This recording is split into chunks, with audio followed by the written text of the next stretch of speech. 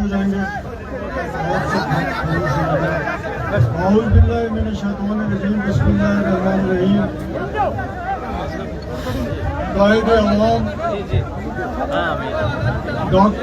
खामोश हो जाए ना आप, मेहरबानी करके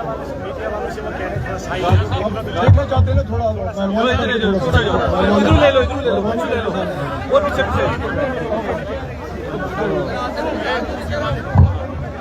जनाब डॉक्टर फारूक अब्दुल्ला साहब, मेरे भाई विकार रसूल साहब, हमारे नहायत ही बुजुर्ग रहनुमा जनाब मिर्ज़ा अब्दुल रशीद साहब, रतनलाल गुप्ता जी, जनाब शबीर खान साहब, जनाब मुजफ्फर साहब, जनाब शान साहब, यहाँ पर आए हुए दोनों पार्टियों के ओहदेदारान, कांग्रेस और नेशनल कॉन्फ्रेंस, मेरे बुजुर्गों, भाइयों, बहनों, सबको मेरी तरफ से अस्सलाम वालेकुम, आदाब। आज आप जिस तादाद में यहाँ आए हैं, जिस जोश व खरोश के तहत के साथ आपने इस जलसे में शिरकत की है, मुझे नहीं लगता कि थन्ना मंडी में इससे पहले इतना बड़ा जलसा किसी पार्टी का हुआ हो। ये जलसा उन लोगों के मुंह पे तमाचा है जिन्होंने कल इस इलेक्शन को मुलतवी किया। आप लोग जो हैं रजौरी पुंछ वाले, अनंतनाग कुलगाम वाले, मुझे नहीं समझ आती कि बीजेपी की पार्टी हो या बीजेपी की एडमिनिस्ट्रेशन हो, बीजेपी की हुकूमत हो, वो आप लोगों के क्यों खिलाफ है? आप लोगों के वो क्यों खिलाफ है?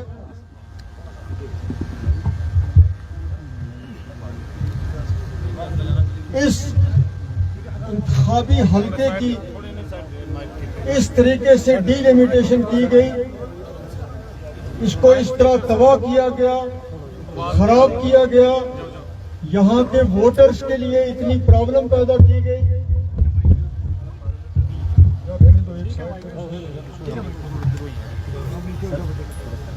इस तरह हिंदुस्तान में किसी हल्के की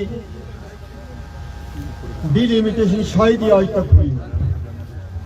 आपने ये भी कभी नहीं सुना होगा कि एक पार्लियामेंट के इलेक्शन को मुलतवी करते हैं कि रोड पे पसी आ गई, रोड पे एक पसी गिर गई, इसलिए पूरे कुलगाम, अनंतनाग, रजौरी पुंछ सब लोगों को सजा दे दें।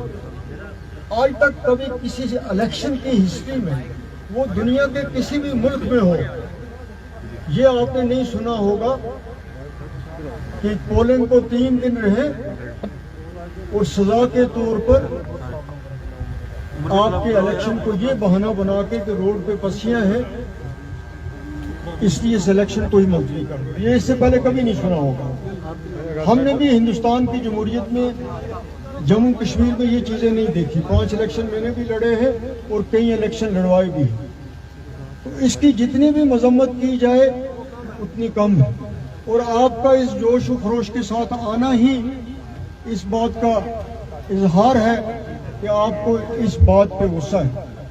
अब जहाँ तक आपके हल्के का सवाल है, आप मुझे बताएं कहाँ डोरू मैं फिरा, अनंतनाग के हल्कों में, कुलगाम में, कहाँ डोरू, कहाँ सिंथन टॉप किश्तवाड़,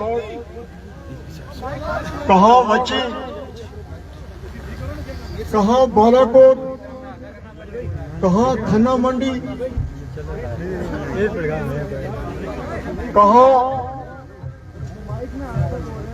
पुंछ, कहाँ सावजिया, कहाँ जम्मू के साथ मिलता हुआ नौशहरा। ऐसा हल्का आपकी नजर में कहीं भी नहीं आया होगा जिसको इस तरीके से की हो, इस तरीके से आप लोगों को तंग करने के लिए इस हल्के को बनाया हो। अब कहते हैं गुस्सा अनंतनाग और कुलगाम के लोगों में था, उन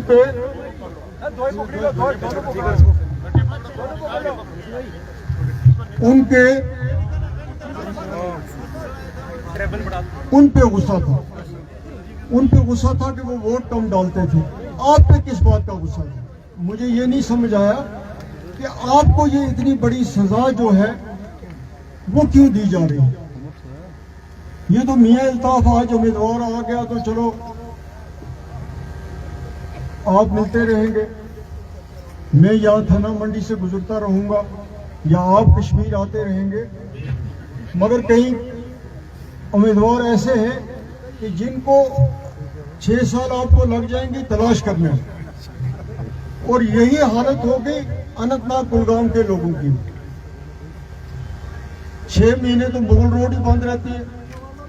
तो आपकी बात किसने करनी, आपका मुतालबा किसने पेश करना? तो ये जो सबसे बड़ी सजा आपको इस हल्के के बनाने में दी है, उसका जवाब आपने वोट के जरिए देना। उसके जरिए अगर आप नहीं देंगे तो इसका मतलब है जो कुछ भी आपने ठोसा जाता है आपको काबिल कबूल हो जाता है। आपको भेड़ बकरी समझा गया, आपको इंसानों में गिना ही नहीं गया। आप निकलते रहे, वोट देते रहे, लेकिन अल्टीमेटली आपको क्या मिला कि आपका हल्का ही तबाह कर दिया, आपकी वोटिंग ही कैंसिल कर दी। तो ये जो जुल्म आपके साथ हुआ है, इसको आपको याद भी रखना चाहिए और इसको मजम्मत भी करनी चाहिए। और जब आप अपनी वोट की ताकत से इसका मुजाहरा करोगे तो वो सबसे बड़ा जवाब होगा उनको कि हम हर वक्त फैसला आपका नहीं मानते। यहाँ पे तारीख में इसकी मिसाल भी नहीं मिलती कि एक स्टेट को आप 2 यूटी बना दो। कोई जुर्म तो आप लोगों ने नहीं किया था कि आपको इतनी बड़ी सजा दी जा रही थी, इतनी बड़ी सजा दी गई कि इतनी पुरानी रियासत 370 भी आप ले गए और उसके साथ साथ आपने इसकी 2 यूटीज बना दी, इसके हिस्से बखरे कर दिए। तो मुझे ये बताइए कि आपकी जमीन ले गए, आपकी नौकरियां ले गए, आपका कारोबार ले गए, आपकी रेत बाजरी ले गए, आपकी ईंटों तक का कारोबार ले गए, तो गुनाह क्या किया था आपने? सजा किस बात की है? और अगर ये सब कुछ इन्होंने किया, कॉन्जेंसी के साथ भी किया, वोटिंग के साथ भी किया, स्टेट के साथ भी किया, तो वो किस मुंह से आपके पास वोट मांगने आते हैं? आप उनसे ये तो पूछिए, आप उनसे ये तो पूछिए। रजौरी पुंछ की जो एक ही चीज मैं आपको कहना चाहता हूँ कि आप देखें कि कोई रोड यहाँ चलने के काबिल है। जम्मू से आप चलेंगे तो पुंछ के शहर तक कोई सड़क आपने देखी है जिस पे आप चल सकें? ये आपको दिया है। ऐसी सड़कों में लोग अपनी भेड़ बकरियों को भी नहीं चलाते, और पिछले 10 साल से मतवातर इनको तबाह किया जा रहा है। इनको खोद जरूर रहे हैं मगर यहाँ बनाने का कोई नाम नहीं। कोई रोड का आप ये नहीं कहोगे कि ये रोड यहाँ पे बनी है तो हम इसके लिए इस सरकार को मुबारक देते हैं या इसके लिए इसको वोट देते हैं। तो ये फैसला आपने करना है कि आपको इसी सिचुएशन में रहना है, ऐसी हालत में रहना है, ऐसी ही तबाही देखनी है, तो फिर ये आपकी मर्जी है, फिर ये आपका फैसला है। लेकिन अगर आप भी चाहते हैं कि हम श्रीनगर के और जम्मू की लोगों की तरह रहें, कम से कम हमें अच्छा पानी मिले, हमारा अस्पताल अच्छा हो, सबसे पहली बात है कि हमारी सड़क अच्छी हो, तो फिर फैसला आपने करना है आपको क्या चाहिए। अगर आपके हुकूक भी ले गए, आपके इलेक्शन भी ले गए, आपकी कंजंसियाँ भी ले गए, आपकी सड़कें भी ले गए, आपकी पानी भी नहीं है, आपके अच्छे अस्पताल भी नहीं है, तो फिर आप किस बात का वोट देंगे? यहाँ रेलवे की कोई बात नहीं करता, यहाँ रेलवे स्टेशन की कितनी जरूरत है। यहाँ सबसे बड़ी प्रायोरिटी जो थी अगर बीजेपी की हुकूमत न होती तो आपका मुगल रोड का टनल बना होता, वो कभी रुक नहीं सकता, उसने बनना था। ये मुगल रोड शेर कश्मीर का ख्वाब था और ये शुरू भी उसी वक्त हुई थी, ये आपको याद रखनी चाहिए। आपको रिकॉर्ड निकाल के देखना चाहिए। किसी को अगर मेरी इस बात पे शक हो उसको RTI करना चाहिए, मैं कोई बात गलत नहीं कहूँगा। तो टनल भी आपका गया, रेलवे भी आपकी गई, कहा जी रेल तो वहाँ के लिए फिजिबल ही नहीं है। अगर वो शुपैया के लिए फिजिबल है, अगर वो बारामूला के लिए है, अगर वो कठुआ के लिए है, तो आप लोगों ने क्या गुनाह किया है कि आप एक सस्ती ट्रेन पे सवारी नहीं कर सकते? उस प्रोजेक्ट को कैंसिल करने का क्या? कि जहां तक रह गई मेरी बात, मैं हूं गरीब के लिए,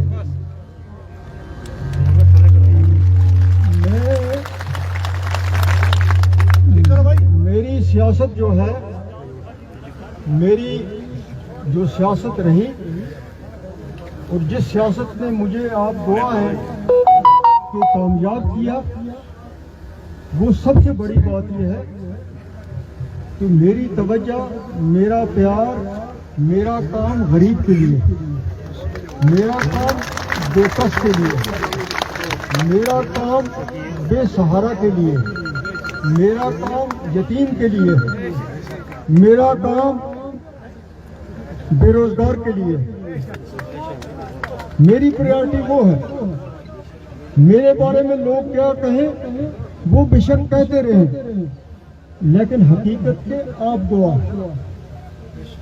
फैसला आप लोगों ने करना है।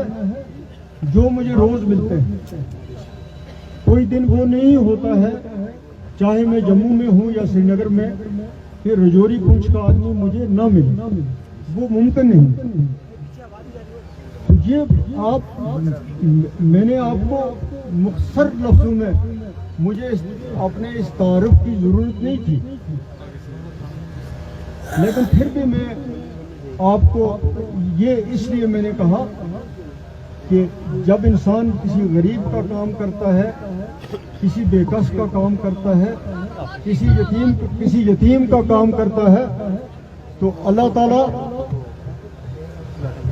उस शख्स को रहमत भी करता है, उसको कामयाबी भी देता है और उसको गरीब की और बेकस की दुआ मिलती है, जो सबसे बड़ी बात है। उससे बड़ी कोई और बात नहीं। मैं तो ये कहता हूं कि आप लोग खुशहाल हो। मेरे से पहले विकार हुसैन साहब ने कहा कि कोई साबित नहीं कर सकता पिछले 8 साल से यहाँ कोई टीचर लगा हो, यहाँ कोई क्लास 4th लगा हो, यहाँ कोई पटवारी लगा हो। टोटल लोग जो है वो सिर्फ डिग्रियां कर रहे हैं। आजकल 3-3, 4-4 डिग्रियां इंजीनियरिंग के एक शख्स ने की हुई है। आजकल PhD बच्चे हैं, MSc करते हैं। वो बच्चे परेशान नहीं है, वो घर परेशान है। जिसके घर में एक बच्चा बेरोजगार होता है, वो जवान होता है, वो